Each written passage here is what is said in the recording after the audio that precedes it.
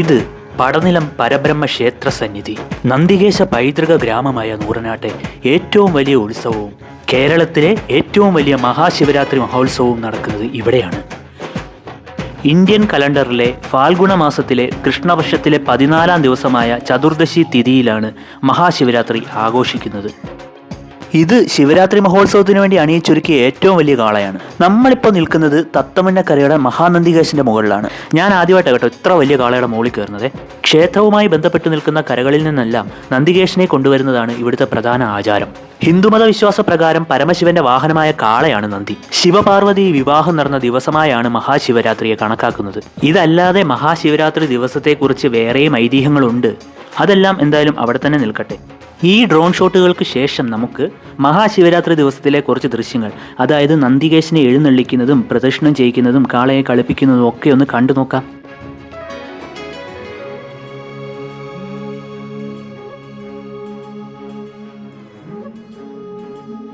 Hi, hello, നമസ്കാരം. എല്ലാവർക്കും യോട്ടിയൻ travel ഫീസിൻ്റെ പുതിയൊരു എപ്പിസോഡിലേക്ക് സ്വാഗതം.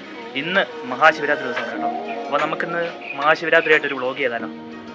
ഞങ്ങളുടെ കരയായിട്ടുള്ള തത്തമുന്നക്കരയുടെ നന്ദികേശനെയാണ് നിങ്ങൾ ഈ കാണുന്നത്. ഈ മഹാശിവരാത്രി ഉത്സവത്തിലെ ഏറ്റവും വലിയ കാളയാണ് ഇത് കേട്ടോ. ഈ കെട്ടുകാഴ്ചയെ നിയന്ത്രിക്കാൻ മുന്നിലും പിന്നിലുമായിട്ട് ഓരോ ക്രെയിനുകൾ കാണും.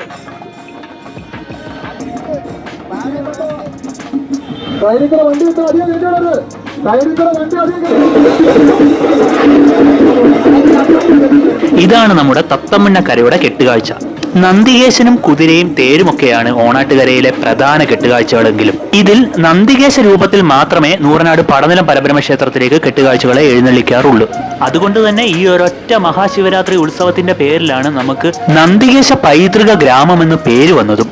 24 അടി പൊക്കമുള്ള കെട്ടുകാഴ്ച മുതൽ 49 അടി പൊക്കമുള്ള നമ്മുടെ തത്തമുന്നക്കരയുടെ നന്ദികേശ കെട്ടുകാഴ്ച വരെ 16 കരകളിൽ നിന്നുമായി മഹാശിവരാത്രി ദിവസം പടനിലം പരബ്രഹ്മ ക്ഷേത്ര സന്നിധിയിൽ എത്തിച്ചേരും. ഗൗരവഭാവിയായ ഈ കെട്ടുകാഴ്ച ഈ സംസ്ഥാന പാത നിറഞ്ഞ് ഇങ്ങനെ തല ഉയർത്തി നിൽക്കുന്ന കാണാൻ തന്നെ ഒരു പ്രത്യേക ഭംഗിയാണ്. നിങ്ങൾ ഇപ്പോൾ ഈ കാണുന്നതാണ് കേട്ടോ കാളയുടെ ചട്ടവും ചക്രവും. ഈ ചട്ടം എന്ന് വെച്ചാൽ ഒരു ശക്തമായിട്ടുള്ള ഒരു പ്ലാറ്റ്ഫോമാണ് കേട്ടോ. ഈ ചട്ടത്തിന് മുകളിലായിരിക്കും കെട്ടുകാഴ്ചകളെ പൊതുവെ നിർമ്മിക്കാറുള്ളത്. ഈ ചട്ടം, അതായത് പ്ലാറ്റ്ഫോം സെറ്റ് ചെയ്യുന്നതിന് ചട്ടം കൂട്ടൽ എന്ന് പറഞ്ഞ് സെപ്പറേറ്റ് ഒരു ചടങ്ങ് വരെയുണ്ട് ഓണാട്ടുകര ഭാഗത്ത്. ഈ റബ്ബറൈസ്ഡ് ആയിട്ടുള്ള റോഡുകൾ നശിച്ചു പോകാതിരിക്കാൻ വേണ്ടിയാണ് റബ്ബർ കൊണ്ടുള്ള ഒരു ആവരണം ചക്രത്തിന് ചുറ്റുമായി കൊടുത്തിട്ടുള്ളത്. ഈ 16 കരകളിലെയും കെട്ടുകാഴ്ചകൾ ക്ഷേത്രത്തിലേക്ക് ഇറങ്ങുന്ന സമയത്ത് ഈ പ്രദേശത്തെ വൈദ്യുതി ലൈനുകൾ മുഴുവൻ വിച്ഛേദിക്കപ്പെട്ടിട്ടുണ്ടാവും. ഇനി നമുക്ക് തത്തമുന്നക്കരയുടെ മേളക്കാരെ ഒന്ന് കണ്ടാലോ? ഇവരാണ് തൃശ്ശൂരിൽ നിന്നുമുള്ള ചിന്നൻ കലാസമിതി. ഇവര് ശരിക്കും ആരാണെന്നുള്ളത് ഇവരുടെ കൊട്ട് പറയും. ഞാൻ ഒന്നും മ്യൂട്ടാക്കുന്നില്ല.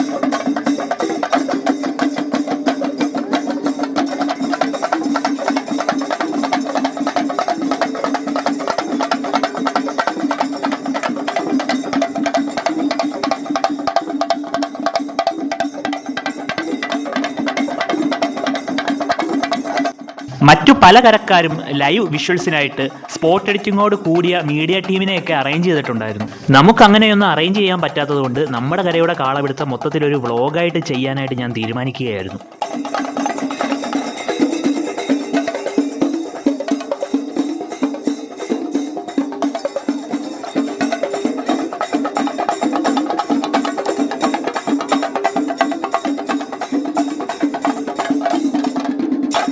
പിന്നെ ഈ ചിഹ്നം കലാസമിതിയുടെ പെർഫോമൻസ് മാക്സിമം ഞാൻ ഇതിനകത്ത് ഉൾപ്പെടുത്താനായിട്ട് ശ്രദ്ധിച്ചിട്ടുണ്ട് കേട്ടോ. നമ്മുടെ ഇത്തവണത്തെ മേളം എങ്ങനെ ഉണ്ടായിരുന്നെന്ന് ആരെങ്കിലും ചോദിച്ചാൽ അവരോട് ഈ വീഡിയോ കാണാൻ പറഞ്ഞാൽ മതിയാവും. അതുപോലെ ചിഹ്നം കലാസമിതിയുടെ മേളത്തിന് ഞാൻ ഈ വീഡിയോയിൽ പ്രാധാന്യം കൊടുത്തിട്ടുണ്ട്.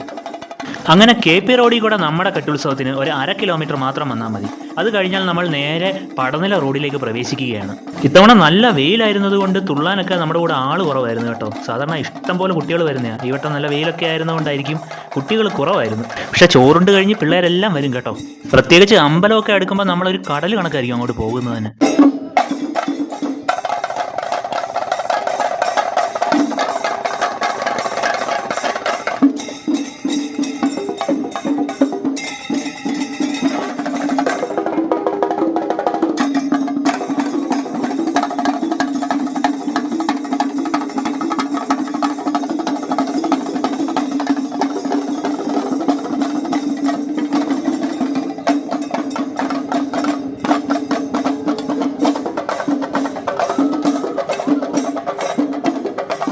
ഇതാണ് KP റോഡിലെ പാറ ജംഗ്ഷൻ. നമ്മൾ ഇവിടെ നിന്നും വടക്കോട്ട് തിരിഞ്ഞാണ് പടനിലം റോഡിലേക്ക് പ്രവേശിക്കുന്നത്. ഇവിടെ ഈ ഉച്ചവെയിലത്ത് നിന്ന് തുള്ളുന്നത് ഈ ജെൻസി ആൽഫ പിള്ളേരൊക്കെ മാത്രമേ ഉള്ളൂ കേട്ടോ. ഈ 90s കിഡ്സും 80s വസന്തങ്ങളും ഒക്കെ ഒരു ഉച്ച കഴിഞ്ഞ് ഒരു 3 മണിയൊക്കെ ആകുമ്പോഴേ വന്ന് കയറത്തുള്ളൂ. ഇവിടെ നമ്മുടെ നാട്ടിലെ മുതിർന്ന പൗരന്മാരുടെ മുന്തിയനും പെർഫോമൻസ് ഒക്കെ തുടങ്ങിയിട്ടുണ്ട് കേട്ടോ. ഇവരുടെ ഈ കില്ലാടിത്തരങ്ങളൊക്കെ കാണുമ്പോൾ നമ്മൾ അവിടെ എങ്ങനെ ക്യാമറ വെക്കാതിരിക്കുന്നത്?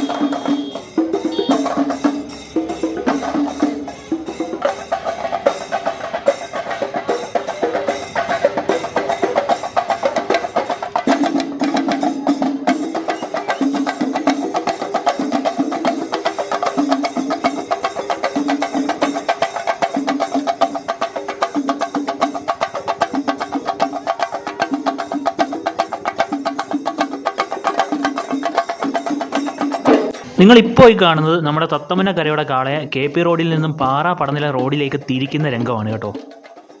ഇപ്പോൾ ഈ കെട്ടുത്സവത്തെ ഇങ്ങനെ ക്രെയിൻ വെച്ച് പൊക്കി നീക്കി മാറ്റിയാൽ മതി.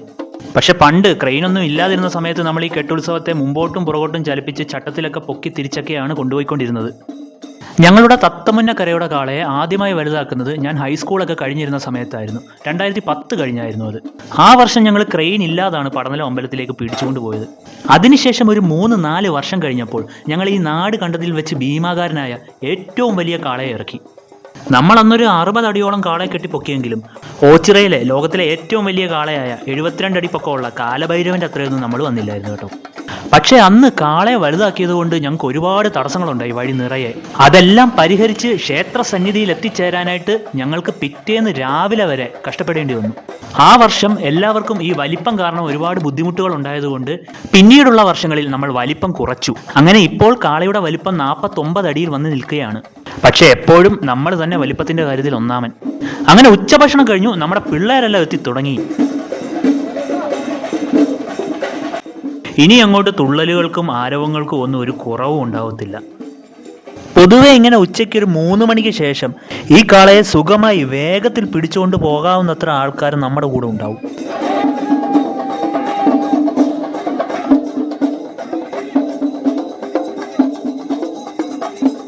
ഇപ്പോൾ നമ്മുടെ കരയുടെ ഹൈലൈറ്റ് ആയിട്ടുള്ള പിങ്ക് കളറുള്ള മാല നമ്മുടെ മേളക്കാരെ അണിയിക്കുവാണ് കേട്ടോ. കുറേ വർഷങ്ങളായിട്ട് നമ്മുടെ കരയുടെ ഒരു തീം കളർ എന്ന് വെച്ചാൽ പിങ്ക് ആണ് കേട്ടോ.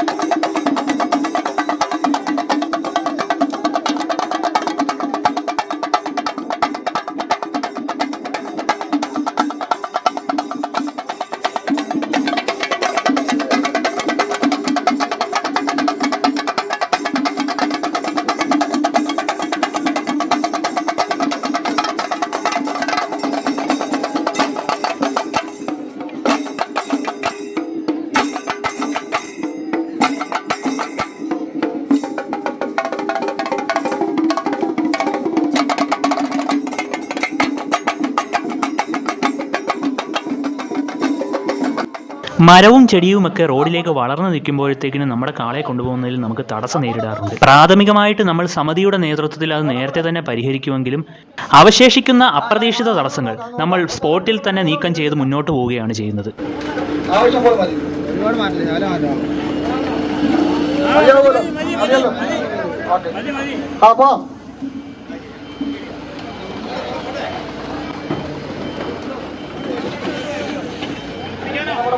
ഇത്തരത്തിൽ വളരെ കാര്യപ്രാപ്തിയോടെ കാളയുടെ പോക്കിനെ നിയന്ത്രിക്കാനായിട്ടാണ് നമ്മൾ 2 അനൗൺസ്മെന്റ് ഒക്കെ ഉൾപ്പെടുത്തിയിട്ടുള്ളത് കേട്ടോ. കാളയെ എന്ന് വലുതാക്കിയോ അന്ന് മുതലേ നമ്മൾ ഇതൊക്കെ ചെയ്യുന്നതാണേ. ഇതൊക്കെ വന്നു തുടങ്ങിയതിൽ പിന്നെയാണ് ചട്ടത്തിലെ ചക്രം കാലിലും മറ്റും കയറിയുള്ള അപകടങ്ങൾ വളരെ കുറഞ്ഞു തുടങ്ങിയത്. ഒരു കാലത്തൊക്കെ ശിവരാത്രി കഴിഞ്ഞാൽ എത്ര പേരുടെ കാലിൽ കൂടി ഈ ചട്ടത്തിന്റെ ചക്രമൊക്കെ കയറിയിട്ടുണ്ടെന്നുള്ള കണക്കെടുപ്പുകൾ നാട്ടുകാരുടെ ഇടയിൽ സർവ്വസാധാരണമായിരുന്നു.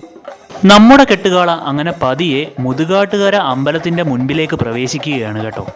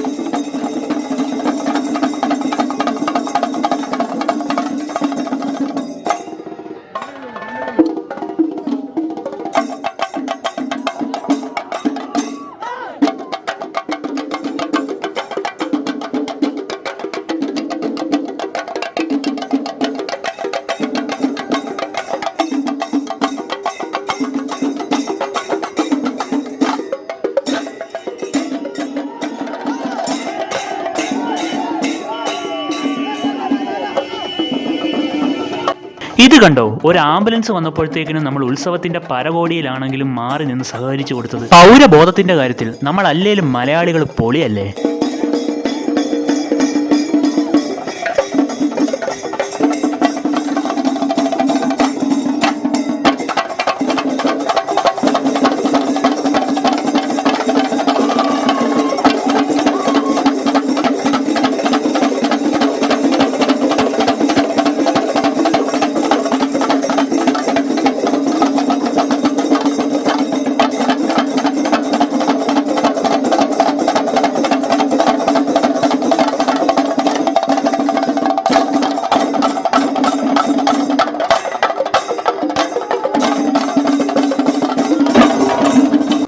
മുൻപ് നമ്മൾ മുതുകാട്ടുകര അമ്പലത്തിൽ കാളയെ കയറ്റി കളിപ്പിക്കുന്ന ഒരു പതിവുണ്ടായിരുന്നു. ഇപ്പോൾ കുറച്ച് വർഷങ്ങളായിട്ട് നമ്മൾ അത് ചെയ്യുന്നില്ല. അമ്പലത്തിന്റെ മുൻപിലേക്ക് കയറാനോ ഇറങ്ങാനോ ഉള്ള പ്രയാസവും പുറകിൽ വരുന്ന കാളുകൾക്കുണ്ടാകുന്ന ബുദ്ധിമുട്ടുമാണ് നമ്മളിപ്പോൾ അമ്പലത്തിന്റെ മുറ്റത്ത് കയറ്റി കളിപ്പിക്കാത്തതിന്റെ കാരണം. ഈ മുതുകാട്ടുകര അമ്പലത്തിലെ ചൂട്ടുകമ്പോ എന്ന് പറയുന്ന ആചാരമാണ് ഈയിടെയായിട്ട് സോഷ്യൽ മീഡിയയിലൊക്കെ ഭയങ്കര വൈറലായിട്ടുണ്ടായിരുന്നത്.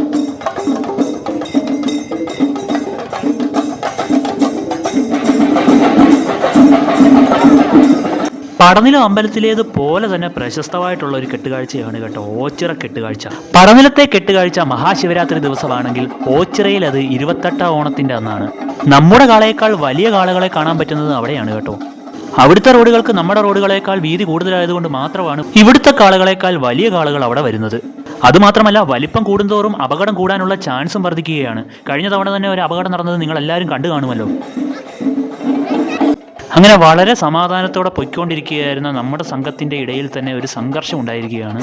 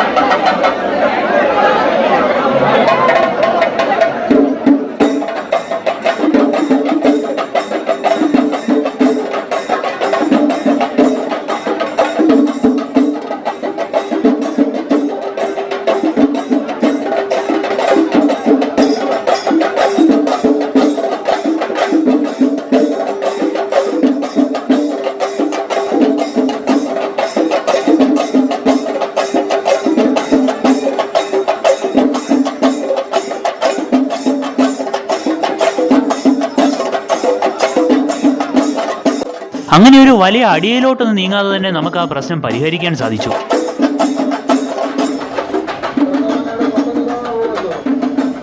പൊതുവെ സംഘർഷവും സംഘർഷ സാധ്യതകളും വളരെ കുറവുള്ള ഒരു കരയാണ് നമ്മുടെ തത്തമുന്നക്കര. അങ്ങനെ എന്തെങ്കിലും ഉണ്ടായാൽ തന്നെയും നമ്മൾ തന്നെ സംയമനം പാലിച്ച പ്രശ്നം പരിഹരിക്കാറുണ്ട്. അതുമാത്രമല്ല, ഇത്ര വലിയൊരു കെട്ടുത്സവത്തെ ഒരുക്കിക്കൊണ്ട് വരുന്നത് തന്നെ നമ്മുടെ ഒരു ഒത്തൊരുമയുടെ ഭാഗമാണ് കേട്ടോ. ആ പേരിനൊരു കോട്ടം വരാതിരിക്കാൻ ഞങ്ങൾ പ്രത്യേകം ശ്രദ്ധ പുലർത്താറുണ്ട്. ഞാൻ പറഞ്ഞില്ലായിരുന്നോ, അമ്പലം അടുക്കാറാവുമ്പോഴത്തേക്കിനും നമ്മുടെ കരയെ പ്രതിനിധീകരിക്കുന്നവരുടെ എണ്ണം കൂടുമെന്നുള്ളത്. ഒന്ന് വെയിലാറി വരുമ്പോഴത്തേക്കിനുമാണ് പവറായിട്ട് മെയിൻ ടീംസ് എല്ലാം ഇറങ്ങി വരുന്നത്. പിന്നങ്ങോട്ട് നമുക്ക് എല്ലാവർക്കും നാട്ടുകാരുടെ ഇടയിൽ നമ്മുടെ കാളയെ പ്രദർശിപ്പിക്കാനുള്ള ഒരു ആവേശമാണ്.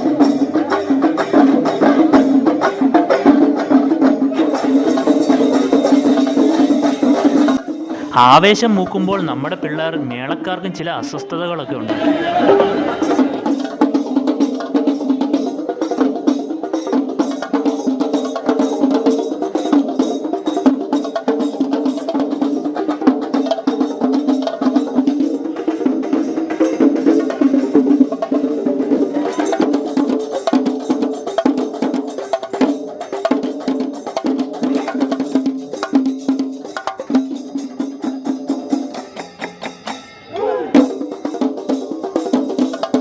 ചെറിയ രീതിയിൽ സംഘർഷം ഉണ്ടായതുകൊണ്ടും ഇനി സംഘർഷ സാധ്യത അങ്ങോട്ട് നിലനിൽക്കുന്നത് കൊണ്ടും ഞങ്ങളുടെ കൂടെ പോലീസും കൂടെ അണിചേർന്നു. മേളക്കാരുടെ ചുറ്റും ഒരു പ്രൊട്ടക്ഷൻ കണക്ക് നിന്നുകൊണ്ടായിരുന്നു അവരുടെ ഇടപെടൽ.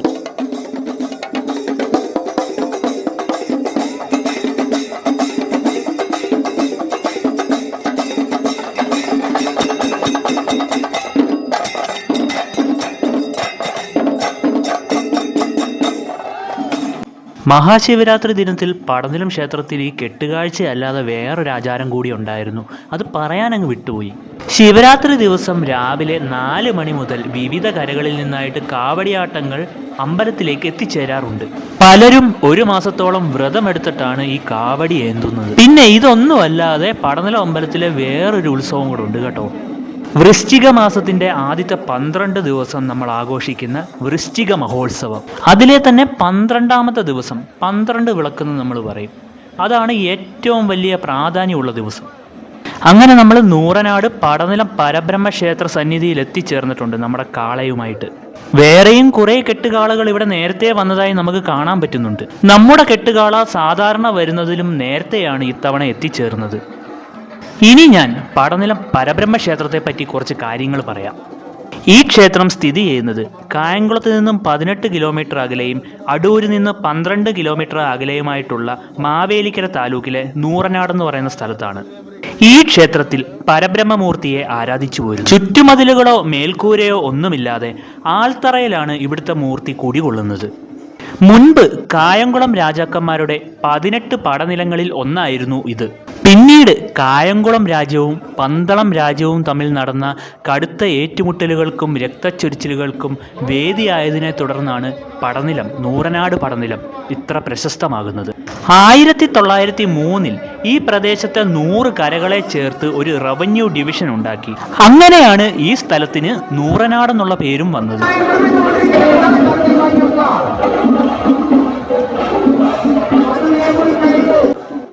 അങ്ങനെ നമ്മുടെ തത്തമ്മനക്കരയുടെ കെട്ടുകാളയെ അമ്പലത്തിന് മുമ്പിലേക്ക് കളിപ്പിക്കാനായിട്ട് വിളിക്കുന്നുണ്ട്.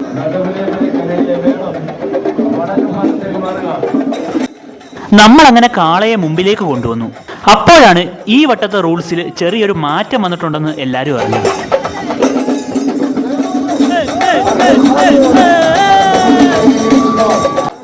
ഇത്തവണ നിയമത്തിൽ വന്ന മാറ്റം എന്തെന്നാൽ, ഇതുവരെ അമ്പലത്തിന് കാളയെ കൊണ്ട് പ്രദക്ഷിണം വെക്കുമ്പോൾ ക്രെയിനുകൾ ഉപയോഗിക്കാൻ പാടില്ലായിരുന്നു. ഇത്തവണ ക്രെയിനുകൾ ഉപയോഗിക്കാമെന്ന് പറഞ്ഞു.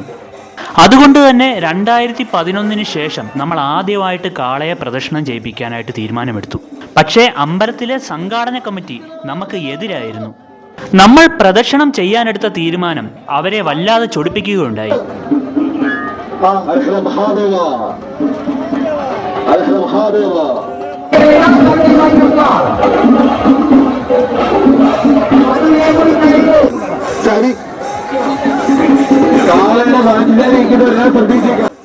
അങ്ങനെ നമ്മുടേത് വലിയ കാളയായിരുന്നത് കൊണ്ട് തന്നെ കറങ്ങി വരാൻ നല്ല സമയമെടുത്തു കേട്ടോ. ഒരുപാട് വർഷങ്ങൾക്ക് ശേഷം പ്രദക്ഷിണം ചെയ്യുന്നത് നമ്മുടെ പിള്ളേരും അങ്ങ് ആഘോഷിച്ചു.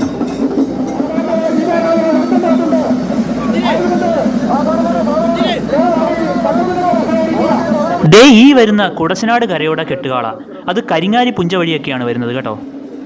ഈ കാണുന്നതാണ് അമ്പലം നിൽക്കുന്ന കരയായ പാലമേൽ കരയുടെ കാള.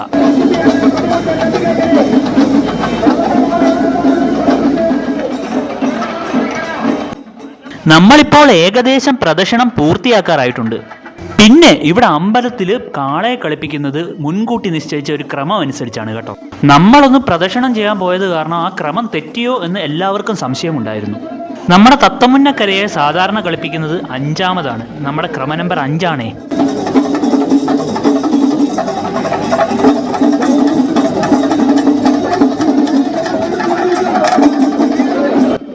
ദേ ഈ കാണുന്നതാണ് കമ്മിറ്റി ബോക്സ്.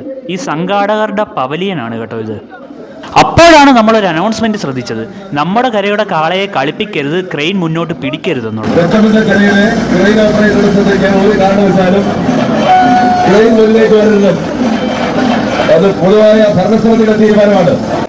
പുള്ളിക്ക് സ്പോട്ടിൽ കൂവല്. നമ്മുടെ കരയുടെ കാളയെ കളിപ്പിക്കണ്ടെന്ന് പറയുന്ന സമയത്താണ് നെടുകുളഞ്ഞിക്കരയുടെ നമ്മുടെ ക്രമ നമ്പർ കഴിഞ്ഞു വരുന്ന കാളയാണ് ആ കാളയെ നമ്മൾ കളിപ്പിക്കുന്നത് കാണുന്നത്. അങ്ങനെ അനൗൺസ് ചെയ്തിരുന്ന മനുഷ്യൻ പല കാരണങ്ങൾ പറഞ്ഞ് നമ്മുടെ കാളയെ കളിപ്പിക്കാതിരിക്കാൻ നോക്കി. ഇങ്ങനൊക്കെ നിലപാടെടുത്താൽ പിന്നെ പറയേണ്ടതില്ലല്ലോ. കരക്കാരും എതിരായി, ജനങ്ങളും എതിരായി. ഒരുപാട് പേരുടെ ഒത്തിരി നാളത്തെ അധ്വാനമാണ് ഈ കെട്ടുകാഴ്ച. അതിനെ കളിപ്പിക്കേണ്ടെന്ന് പറഞ്ഞ് അവഹേളിക്കുന്നത് ഭയങ്കര മോശമായിട്ടുള്ള കാര്യമാണ്. അതുമാത്രമല്ല, പുള്ളിയുടെ വായിൽ നിന്ന് കരക്കാര് കേൾക്കിയ അസഭ്യ വാക്കുകളും വന്ന് അനൗൺസ്മെന്റിലൂടെ. എങ്കിലും നമ്മൾ വഴക്കിനൊന്നും പോയില്ല. നമ്മുടെ എഫേർട്ടിന് അവിടെ റിസൾട്ട് ഉണ്ടാവണം എന്നുള്ള രീതിയിൽ തന്നെ നമ്മൾ നിന്ന് നമുക്ക് കളിപ്പിക്കണമെന്ന നിലപാടിൽ അവസാനം ഞങ്ങൾ അർഹിച്ചത് ഞങ്ങൾ നേടി.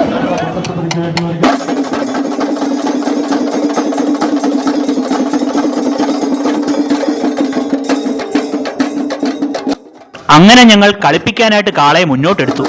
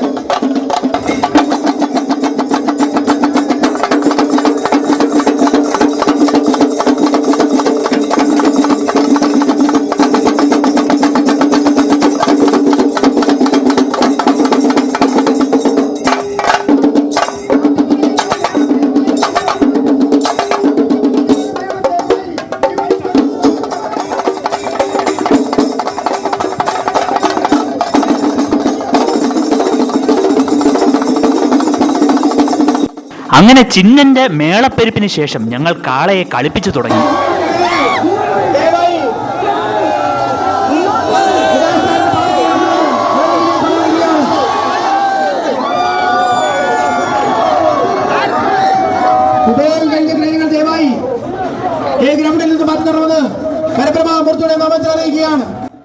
അമ്പലത്തിന് മുൻപിൽ മുൻപോട്ടും പിറകോട്ടും 3 തവണയാണ് സാധാരണ കാളയെ കളിപ്പിക്കാറുള്ളത്. എന്നിട്ട് ഫ്രണ്ടിൽ കൊണ്ടുവന്ന് ഇങ്ങനെ തുള്ളിക്കുകയും ചെയ്യും കേട്ടോ. നമ്മുടെ വലിയ കാളയായതുകൊണ്ട് നമ്മൾ തുള്ളിപ്പിക്കൽ അങ്ങനെ ചെയ്യാറില്ല.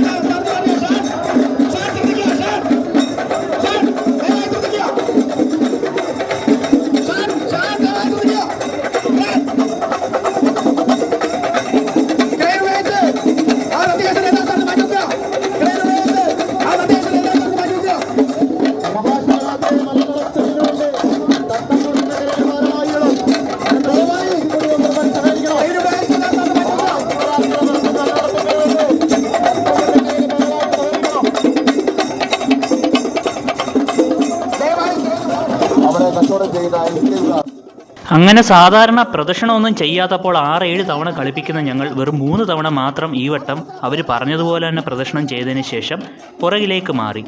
അതിനുശേഷം കാളയെ നമ്മൾ സ്ഥിരം വെക്കുന്ന കിഴക്ക് ഭാഗത്തായിട്ട് മാറ്റിവെച്ചു. അങ്ങനെ ഒത്തിരി പേരുടെ ഒരുപാട് ദിവസത്തെ എഫേർട്ടിന് ഒരു പരിസമാപ്തിയായി. ഇനി 1 വർഷത്തേക്കുള്ള കാത്തിരിപ്പാണ്. അടുത്ത വർഷവും ഇതുപോലെ കൊണ്ടുവന്ന് ഇതിലും മനോഹരമായി കളിപ്പിക്കും. ഇനി നമുക്ക് അമ്പലത്തിന് ചുറ്റും നടന്ന് ബാക്കിയുള്ള ചില കരകളിലെ കാളകളെ പരിചയപ്പെട്ടാലോ. ഇതാണ് പുലിമേൽ കരയുടെ നന്ദികേശ കെട്ടുകാഴ്ച. പണ്ടൊരു സമയത്ത് പടനിലത്ത് വരുന്നതിൽ ഏറ്റവും വലിയ കാളയായിരുന്നു പുലിമേൽ. എനിക്ക് ഏറ്റവും കൂടുതൽ കൂട്ടുകാരുള്ള ഒരു സ്ഥലവും കൂടിയാണ് കേട്ടോ പുലിമേൽ.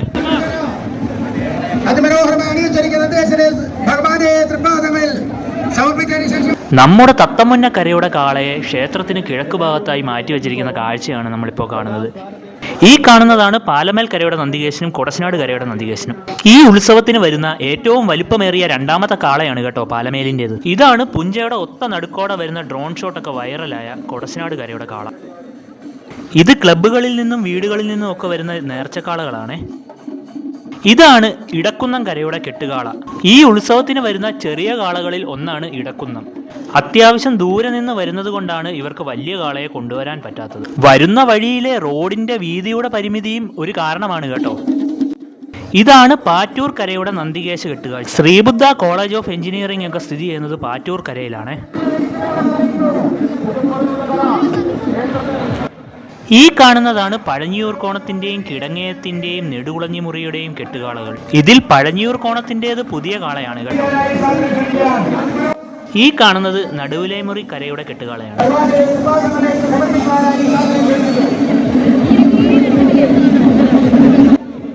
അങ്ങ് വടക്കുള്ള കരയായ ഇടപ്പോൺ കരയുടെ കെട്ടുത്സവത്തെയാണ് ഈ കളിപ്പിച്ചുകൊണ്ടിരിക്കുന്നത്.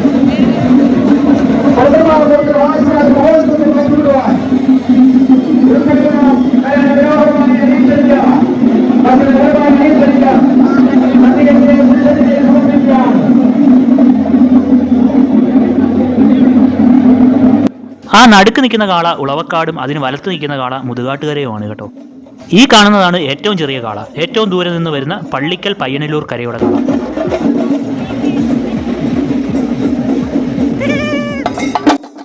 ഇത് നമ്മുടെ നാട്ടിലെ പിള്ളേരേതോ ക്ലബിൽ നിന്ന് കൊണ്ടുവന്ന DJ കാളയാണ് കേട്ടോ. DJ ഒക്കെ ഇട്ട് അവന്മാർ നല്ല തുള്ളിയാണ് വന്നുകൊണ്ടിരുന്നത്.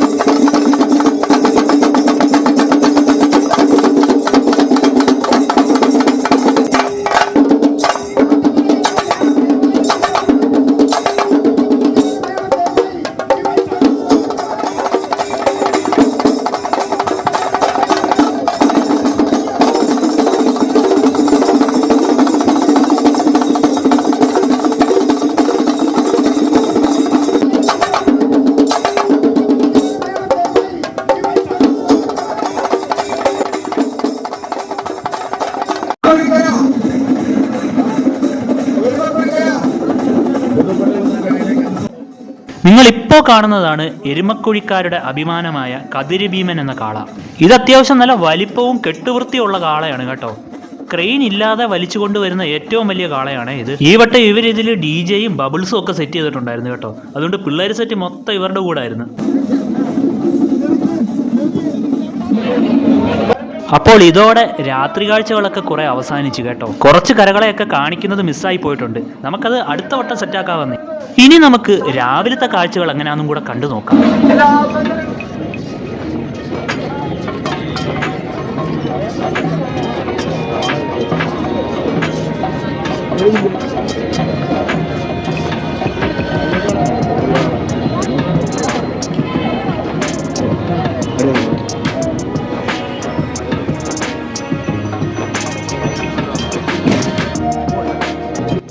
രാവിലത്തെ ഈ കാഴ്ചകൾ കാണാൻ ആൾക്കാരുടെ തിരക്ക് വളരെ കുറവാണ്.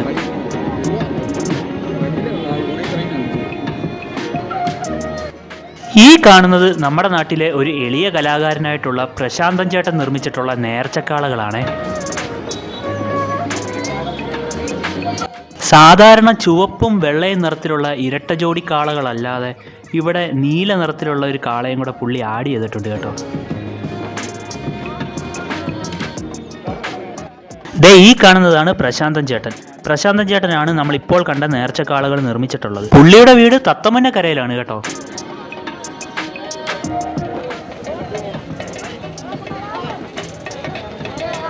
ഇപ്പോൾ കുറച്ച് വർഷങ്ങളായിട്ട് പടനിലത്തെ ശിവരാത്രി 2 ദിവസമാക്കിയിട്ടുണ്ട്. രണ്ടാമത്തെ ദിവസം കെട്ടുകാഴ്ചകളുടെ പ്രദർശനത്തിന് വേണ്ടി മാത്രമുള്ളതാണ്. ശിവരാത്രി ആഘോഷത്തിന് വേണ്ടി മാത്രമായിട്ട് ദൂരെ നിന്നും അവധിയെടുത്ത് വരുന്നവർ ഒരുപാട് പേരുണ്ട്. ഏതെങ്കിലും സാഹചര്യവശാൽ അവർക്ക് തലേ ദിവസം എത്തിപ്പെടാൻ പറ്റിയില്ലെങ്കിൽ കാണാനും ബാക്കിയുള്ളവർക്ക് സമാധാനത്തോടെ സ്വസ്ഥമായിട്ട് വന്ന് പിറ്റേന്ന് കാണാനുമായിട്ടാണ് ഒരു ദിവസം കൂടെ അധികം വെച്ചത്. ഒരു ദിവസം മാത്രം ആഘോഷമുണ്ടായിരുന്ന സമയത്ത് പിറ്റേന്ന് രാവിലെ തന്നെ കെട്ടുകാഴ്ചകളെ അഴിക്കുമായിരുന്നു. ഇപ്പോഴത് രണ്ടാമത്തെ ദിവസം കഴിഞ്ഞ് രാത്രി 12 മണിക്ക് ശേഷം മാത്രമേ ഉള്ളൂ. അതുകൊണ്ട് തന്നെ ജനങ്ങൾക്ക് പിറ്റേന്ന് രാത്രിയും വന്ന് കാണാനും വലിയ തിരക്കുകളും ബഹളങ്ങളും ഒന്നും ഇല്ലാതെ ഫോട്ടോയൊക്കെ എടുത്ത് പോകാനും കഴിയുന്നുണ്ട്.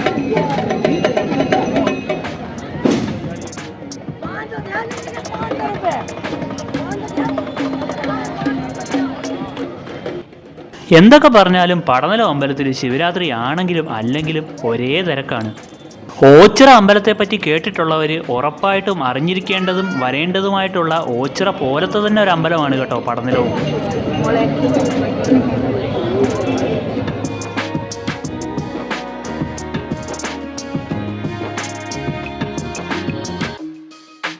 അപ്പോൾ നമ്മുടെ ഈ ചെറിയ വലിയ ശിവരാത്രി വീഡിയോ എല്ലാവർക്കും ഇഷ്ടപ്പെട്ടു എന്ന് ഞാൻ വിചാരിക്കുന്നു. നിങ്ങളുടെ അഭിപ്രായങ്ങൾ എന്തെങ്കിലുമൊക്കെ ഉണ്ടെങ്കിൽ കമൻറ്റിൽ രേഖപ്പെടുത്തുക. എന്തെങ്കിലും തെറ്റുകളൊക്കെ ഞാൻ പറഞ്ഞു പോയിട്ടുണ്ടെങ്കിൽ ക്ഷമിക്കുക, തിരുത്തുക. വീഡിയോ ഇഷ്ടപ്പെട്ടെങ്കിൽ നിങ്ങളൊരു ലൈക്ക് ചെയ്തേക്കണേ.